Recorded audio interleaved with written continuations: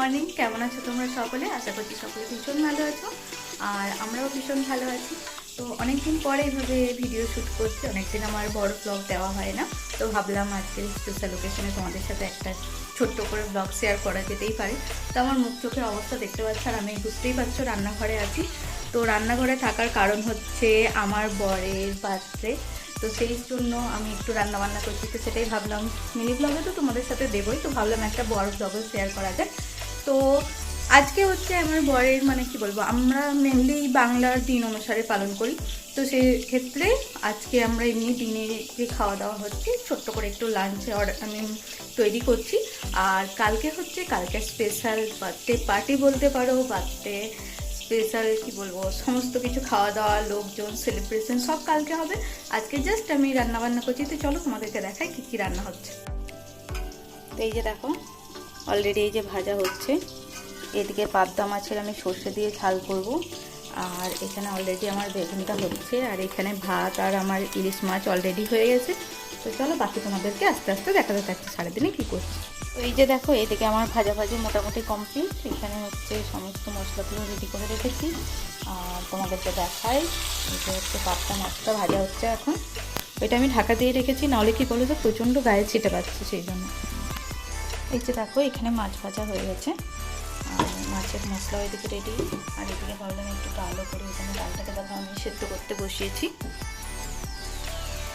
আর এই যে দেখো আমার মাছটা হয়ে গেছে আর এখানে পটলটা হচ্ছে। আর এই যে আমার ডালও সেদ্ধ হয়ে গেছে। এই দেখো পটলটা হয়ে গেছে, পটলটা তুলে নিলাম। তারপর কড়াটার মধ্যে যেহেতু পটলের যে দোরমা বানিয়েছিলাম তার যে মশলাগুলো লেগেছিলো, তো সেটার জন্য আমি কড়াইটাকে একটু ধুয়ে নিলাম। আর যেহেতু গরম ছিল সেই জন্য আমাকে সাঁড়াশি দিয়েই তুলতে হলো। তো এইবার আমি ডালটা বানিয়ে নেবো। আমার তো বাকি সব কিছু কমপ্লিট হয়ে গেছে। তো এই যে দেখো ভালো করে ধুয়ে নিয়ে তারপর আমি এইটা ভালোভাবে মুছে নিচ্ছি আমার একটা টাওয়াল দিয়ে। আর কড়াইটাকেও মুছে নিলাম, কি বলতো, নাহলে কড়াইয়ের জলটা মরতে অনেকটা সময় লেগে যায়। তো এই যে এখন আমি তেল দিয়ে দিলাম। তারপর তেলের মধ্যে একটু পাঁচফোড়ন দিয়েছি, শুকনো লঙ্কা দিয়েছি। আজকে ভেবেছিলাম একটু মশলা ডাল করব, তো ওই জন্য পেঁয়াজ, টমেটো সব কিছু দিয়ে এর মধ্যে লঙ্কা গুঁড়ো, জিরে গুঁড়ো, হলুদ আর নুন দিয়ে এই দেখো ডালটাকে এই ছাঁকনি দিয়ে ভালোভাবে ছেঁকে ছেঁকে দিয়ে দিচ্ছি। প্রথমে এটাকে নাড়িয়ে নিলে বলো তো টেস্টটা অনেকটাই বেশি ভালো আসে। তো সেই জন্য প্রথমে এটা নিয়ে নাড়িয়ে তারপরে শেষে জলটা দিয়ে দিলাম। এবার এটাকে আমি কিছুক্ষণ ফুটতে দিয়ে দেবো।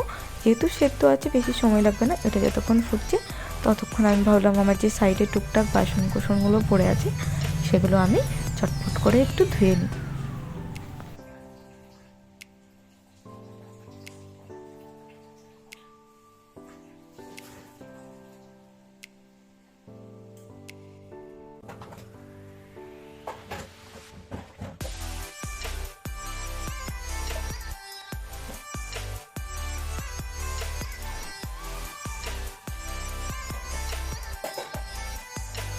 এই যে দেখো সমস্ত বাসন কোসন মোটামুটি ধুয়েছি। তারপর এখন ডালটা হয়ে গেছে, যেহেতু ডালটাকে একটা জায়গার মধ্যে আমি তুলে নিলাম। আর এই যে আমার যে ইলিশটার ভাতটা ছিল সেটাও যেহেতু হয়ে গেছে, সেটা সরিয়ে দিয়েছি। এরপর একটু আমি ভালোভাবে গ্যাসটাকে পরিষ্কার করে নেবো। ডালগুলো উঠলে একটু পড়েছে বলে কেমন একটা হয়ে গেছে, ওই জন্য ভিমবার জেল দিয়ে গ্যাসটাকে স্কচ ব্রাইট দিয়ে একটু ঘষে ঘষে পরিষ্কার করে নিচ্ছি। আর এই দেওয়ালগুলো জানো তো এত তেল চিটচিট হয়ে গেছে যে কি বলবো। রেগুলার যদি পরিষ্কার করা না হয়, একদিনে পরিষ্কার করতে গেলে আমার পুরো অবস্থা খারাপ হয়ে যায়। তাও হয়তো রেগুলার কখনো কখনো আমার হয় না করা, তখন আমি কি করি বলো তো, আমার একটা ম্যাজিক কি বলবো লিকুইড আছে, সেটা দিয়ে আমি যখন একটু ছিটিয়ে কিছুক্ষণ রেখে কাপড় দিয়ে জাস্ট মুছে নিলেই আমার এই টাইলসগুলো খুব সুন্দরভাবে পরিষ্কার হয়ে যায়। আর এই যে দেখো তোমাদের সাথে কথা বলতে বলতে আমার গ্যাসটাও মোছা হয়ে গেছে। তারপরে এই যে দেখো একটু কাপড়টাকে ভিজিয়ে পুরো দেওয়ালটাকে আর গ্যাসটাকে ভালোভাবে পরিষ্কার করে নিয়েছি। এবার হচ্ছে আমার বেসিনটা পরিষ্কার করার পালা। রান্নাবান্না হয়ে গেছে যেহেতু, ওই জন্য সমস্ত নোংরাগুলো তুলে সাইডে রেখে দিলাম। আর এই যে ব্রাশ আমি একটা নিয়ে এসেছি বেসিন ক্লিন করার জন্য। তো সেটার মধ্যে যে ভিমবারের জেল একটু আমি গুলিয়ে রেখেছিলাম, সেই জেলটা ছড়িয়ে দিয়ে খুব ভালোভাবে ঘষে ঘষে বেসিনে যে শ্যাওলা হয়েছে সেগুলো তুলে নিলাম। আগে কি বলো তো এতটা প্রবলেম হতো না, বাট এখন এই বর্ষাকালে এত চারিদিকে শ্যাওলা হচ্ছে, নোংরা হচ্ছে, যে রেগুলার মতো পরিষ্কার না করলে আমাকে হিমশিম খেতে হয়।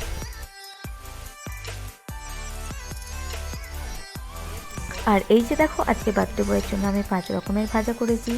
পটল ভাজা, বেগুন ভাজা, আলু ভাজা, কাঁকরোল ভাজা, বরবটি ভাজা, ইলিশ মাছের ভাপা করেছি, পাবদা মাছের ঝাল, মশলা ডাল আর পটলের দোরমা। আর সাথে হচ্ছে 5 রকমের মিষ্টি, পাঁপড়, দই, স্যালাড।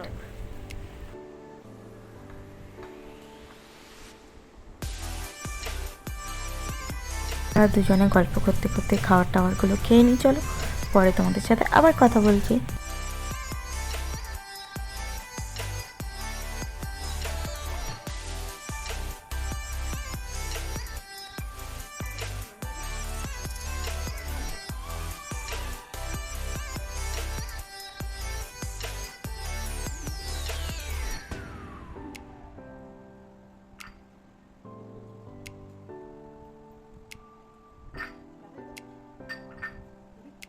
আমাদের খাওয়া দাওয়া প্রায় শেষের দিকে। আজকের মেনুগুলো কেমন ছিল জানিও। আর এই যে দেখো তারপর আমাদের খাওয়া দাওয়ার পরে পরেই মা চলে এসছেন। আর মা যেহেতু বাড়িতে আমাদের বাস্তু দেবতা আছে, ওনাকে পুজো টুজো দিয়ে পায়েস প্রসাদ সমস্ত কিছু দিয়েই এখানে এসছে। মা সবসময় বনরোর জন্মদিনে বাড়িতে বাস্তু দেবতাকে পুজো দিয়ে পায়েস নিয়ে ওদের জন্য আসে। তো এই সেই দেখো ঠাকুরের প্রসাদে এখন মা ওকে 3 বার খাইয়ে দিচ্ছে। আর এদিকে মা মিষ্টিও নিয়ে চলে এসছে। তো চল এখন বার্থডে বয়কে কেমনভাবে মা খাওয়াচ্ছে আমরা দেখি।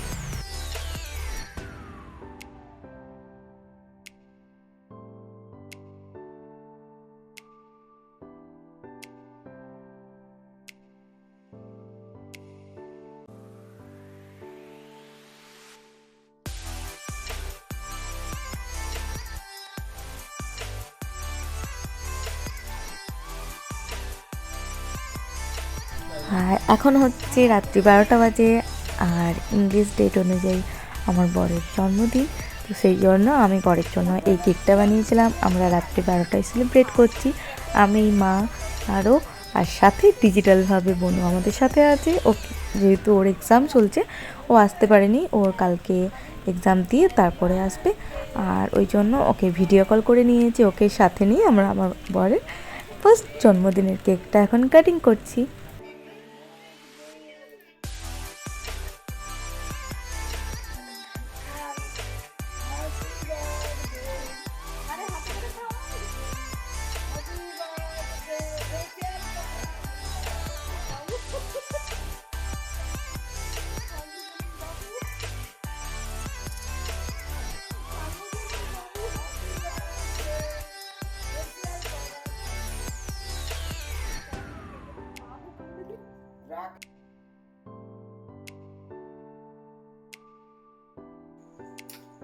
আর দিলে হ্যাপি বার্থডে। তোমার দাদার কেক খাও। তোমার আমরা কেউ দেখতে পাচ্ছি না। আশা করছি আজকের ভিডিওটা তোমাদের ভালো লেগেছে। ভিডিওটা ভালো লাগলে লাইক, কমেন্ট এন্ড সাবস্ক্রাইব করে দিও।